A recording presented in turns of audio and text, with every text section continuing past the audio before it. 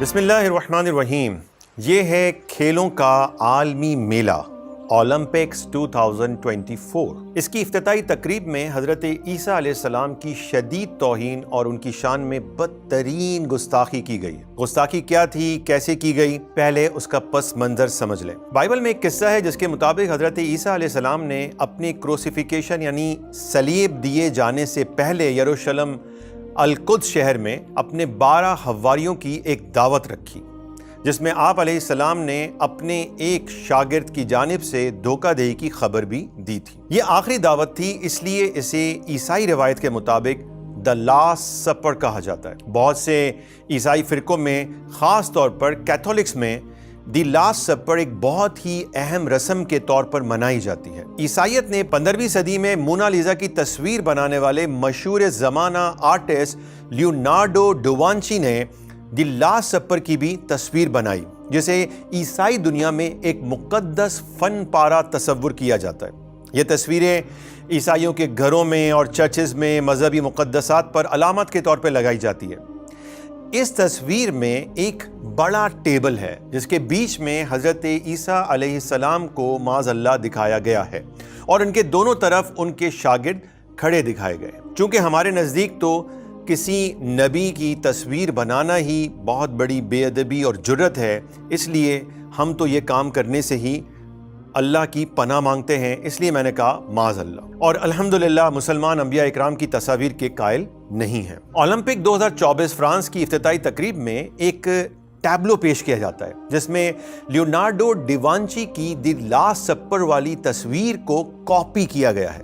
ویسے ہی ایک ٹیبل بنایا گیا اور بیچ میں ایک مشہور لیزبین ہم جنس پرست LGBT کا ایوارڈ لینے والی یہ جو موٹی سی عورت ہے، معاذ اللہ حضرت عیسیٰ علیہ السلام کی جگہ اسے کھڑا کیا جاتا ہے، اور اس کے دونوں طرف حضرت عیسیٰ علیہ السلام کے حواریوں کی جگہ معاذ اللہ ٹرانسجینڈرز، ڈریگ کوئنز، ہم جنس پرست اور LGBT کمیونٹی کے افراد کو کھڑا کیا جاتا ہے، اور پھر ان کے سامنے کھانے کا ایک بڑا سا طبق آتا ہے جس کا ڈھکنا اوپر کیا جاتا ہے، تو اس میں سے ایک بالکل برہنہ نیلے رنگ کا شخص برآمد ہوتا ہے جو اپنی حرکتوں اور گانے سے ان کا مذاق اڑاتا ہے۔ ایسی شدید گستاخی عالمی کھیلوں کے افتتاحی تقریب میں کی گئی جسے پوری دنیا لائیو دیکھ رہی تھی۔ اس متنازع افتتاحی تقریب میں صرف بائبل کی پیروڈی نہیں کی گئی بلکہ دیگر مذہبی شخصیات جو عیسائی مذہبی شخصیات ہیں ان کو بھی نشانہ بنایا گیا، ان کی بھی تضحیک کی گئی، مذاق اڑایا گیا۔ اس گھناؤنی اور ہولناک گستاخیوں کے بعد عیسائی دنیا سے بہت شدید رد عمل آیا۔ ویٹیکن سٹی سے تمام بشپ اور عیسائیوں کی موجودہ تمام مذہبی قیادت نے پیرس اولمپکس میں ہونے والی ان گستاخیوں پر احتجاج کیا اور اسے مسترد کیا، اور کہا ہے کہ اس مکروہ فعل سے دنیا بھر میں کیتھولک عیسائیوں کے مذہبی جذبات مجروح ہوئے ہیں۔ دنیا بھر میں کہیں سزا کا مطالبہ کیا گیا تو کچھ نے معافی مانگنے کا مطالبہ کیا۔ ایک امریکی صحافی نے تو شرمندگی کے ساتھ یہ لکھا کہ توہین مذہب کی تلافی یعنی کفارے کے لیے خدا سے دعا کرنی چاہیے تھی اور روزہ رکھنا چاہیے تھا۔ ایلون مسک نے رد عمل میں ایکس پر ایک پوسٹ کی، ایک ٹویٹ کی، جب تک کہ سچ اور حق کے لیے کھڑے ہونے کی بہادری نہ ہوگی عیسائیت ختم ہوتی چلی جائے گی۔ سابق امریکی صدر ٹرمپ نے بھی واقعے کی مذمت کی۔ ایک امریکی بشپ رابرٹ بیرن نے تو کہا کہ بھائی فرانس جسے چرچ کی سب سے بڑی بیٹی کہا جاتا ہے اور پیرس سینٹس یعنی بزرگوں کا شہر کہلاتا ہے، اس نے واضح طور پر عیسائیت کے اس مرکزی سبق کا مذاق اڑایا ہے، اس روایت کا مذاق اڑایا ہے جہاں حضرت عیسیٰ علیہ السلام اپنا آخری کھانا کھاتے ہیں۔ کیا وہ کبھی اسلام کا اس طرح مذاق اڑانے کی ہمت کریں گے؟ یہ اس نے بات کی۔ یہ ہے وہ اسلامی غیرت جس کی مثال عیسائی پادری بھی دے رہا ہے، اور یہی بات ایک مشہور عیسائی باکسر نے بھی پہلے کہی تھی، اور اس نے کہا تھا کہ if you are tolerant for everything then you stand for nothing۔ اگر آپ ہر چیز برداشت کریں گے تو آپ کسی چیز پر کھڑے نہیں ہو سکتے۔ بالآخر عالمی دباؤ کے بعد اولمپک انتظامیہ نے معافی مانگ لی اور یہ گستاخانہ کلپ اپنے چینل سے ہٹا بھی دیا، لیکن یہ بحث اب بھی تمام بڑے میڈیا چینلز پر اور سوشل میڈیا پر کی جا رہی ہے۔ ہم بطور مسلمان تمام انبیاء اکرام پر ایمان رکھتے ہیں۔ بلا شبہ نبی کریم حضرت محمد مصطفیٰ صلی اللہ علیہ وسلم کا مقام و مرتبہ سب سے بلند ہے، لیکن ہم باقی تمام نبیوں اور رسولوں کے مقام نبوت و رسالت میں کوئی فرق نہیں کرتے۔ حضرت عیسیٰ علیہ السلام کی گستاخی بھی توہین رسالت ہی ہے۔ اس لیے تمام مسلمان فرانس اور اولمپک انتظامیہ کی گستاخیوں کی شدید الفاظ میں مذمت کرتے ہیں اور ان تمام افراد کو سزا دینے کا مطالبہ کرتے ہیں جو اس عمل میں کسی بھی طرح سے شریک تھے۔ اچھا، اب یہ تو پورا واقعہ ہے۔ اس واقعے نے ایک بار پھر مسلمانوں کو جھنجھوڑ دیا ہے اور ہمیں سوچنے سمجھنے کا ایک موقع فراہم کیا ہے۔ دیکھیں، تاریخ بتاتی ہے کہ فرانس تو پہلے ایک کیتھولک عیسائی ملک تھا، تو ایسا کیا ہوا کہ اب وہ اس حد تک مذہب دشمنی میں آگے بڑھ چکے ہیں۔ عیسائیت سے بغاوت کے نتیجے میں ماڈرنٹی یعنی جدیدیت پیدا ہوئی۔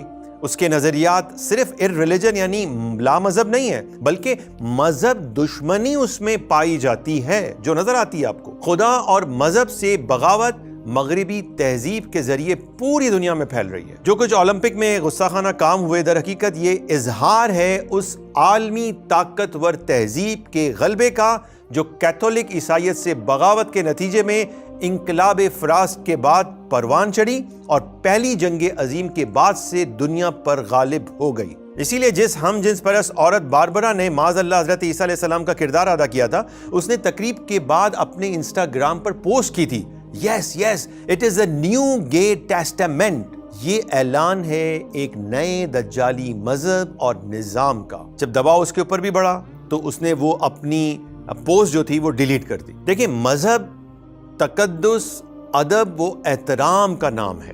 مذہب ایک عقیدت پیدا کرتا ہے جو انسان کو اس پر عمل کرنے کے لیے مجبور کر دیتی ہے۔ اس لیے اگر مذہب کو ختم کرنا ہے تو لوگوں کے دلوں سے اس کے مقدسات کی عقیدت و احترام کو مٹانا ہوگا، اور اسی مقصد کے لیے آزادی اظہار رائے کے نام پر پوری دنیا میں مذہب کو مذاق بنایا جا رہا ہے اور مقدسات، خاص طور پر انبیاء اکرام کی عصمت پر حملے کیے جا رہے ہیں۔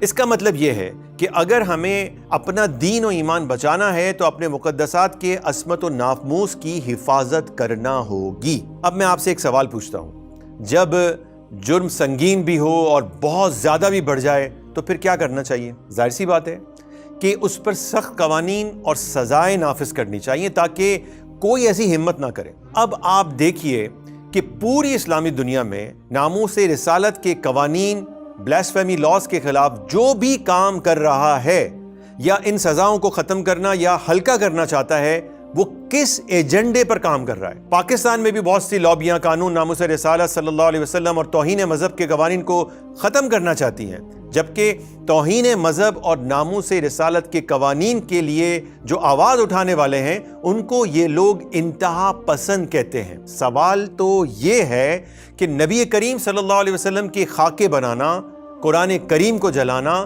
حضرت عیسیٰ علیہ السلام کی گستاخیاں کرنا، کیا یہ انتہا پسندی نہیں ہے؟